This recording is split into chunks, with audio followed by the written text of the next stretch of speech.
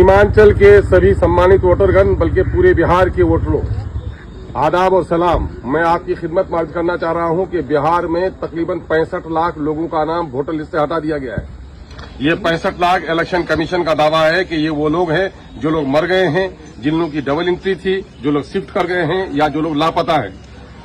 अगर उसको आप 65 लाख को आप भागा दे दें 243 विधानसभा सीटों में से, तो तकरीबन 26 से 27 हजार फी सीट होता है एक एक विधानसभा में।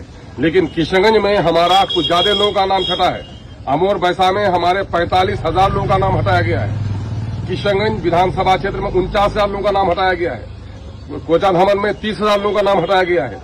बहादुरगंज में 31,000 लोगों का नाम हटाया गया है। ठाकुरगंज में 29,000 लोगों का नाम हटाया गया है, जो अनुमान से ज्यादा है। ये जो वोटर लिस्ट अभी आपके बीएलओ के पास आया है, इसमें आपका नाम चढ़ गया है, तो इससे आप संतुष्ट और मुतमईन मत हो जाइए।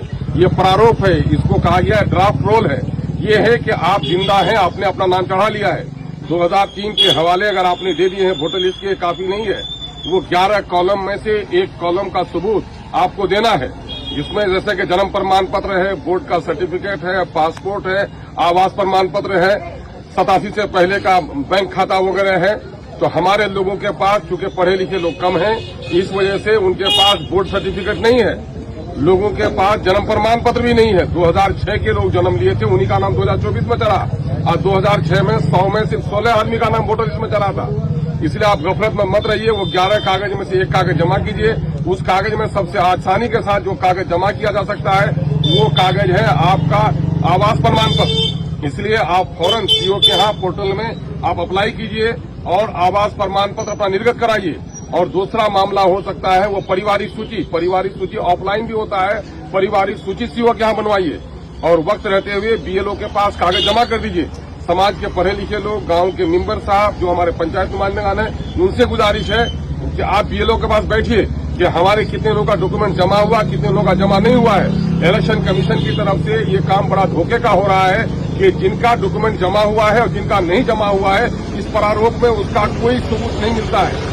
ऑनलाइन भी देखिए कि मेरा डॉक्यूमेंट जमा हुआ कि नहीं जमा हुआ है, इसका कोई इंडिकेशन नहीं मिलता है। होना ये चाहिए था, जब ये प्रारूप जारी कराया गया, जिनका डॉक्यूमेंट जमा हो गया था उनके डॉक्यूमेंट जमा होने का उसमें सबूत होना चाहिए था, और जिनका डॉक्यूमेंट जमा नहीं हुआ था उनका ब्लैंक होना चाहिए था। ऐसा कुछ भी नहीं है। इसलिए बीएलओ के पास बैठिए और अपना नाम देखिए कि मेरा डॉक्यूमेंट जो जमा हुआ है कि नहीं जमा हुआ है। इसके बाद जो फाइनल लिस्ट तैयार होगा, वो लिस्ट होगा, फाइनल पब्लिकेशन होगा।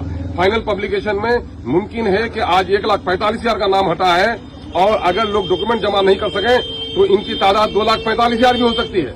इसलिए उस वक्त अगर आपका नाम छूट जाएगा तो उसके बाद फौरन इलेक्शन का डिक्लेरेशन होने वाला है। आचार संहिता लागू होने के बाद आप अपना परवाना लेके फिरिएगा, आपका नाम नहीं चढ़ेगा।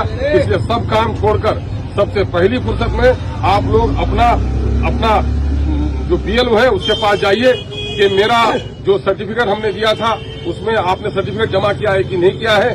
ये धोखा है। इलेक्शन कमीशन की तरफ से जो लोग सर्टिफिकेट जमा किए उसको सबूत मिलना चाहिए था। जो लोग फॉर्म जमा किए तो फॉर्म मिलना चाहिए था। लेकिन इन लोगों ने बीएलओ ने घर में बैठकर कर दिया है। अगर फिर बैठ के कर देगा तो फिर आप लोगों में से हमारे बहुत सारे लोगों का नाम छट जाएगा, जो हमारा बड़ा नुकसान होगा। इसके लिए सचेत हो जाए।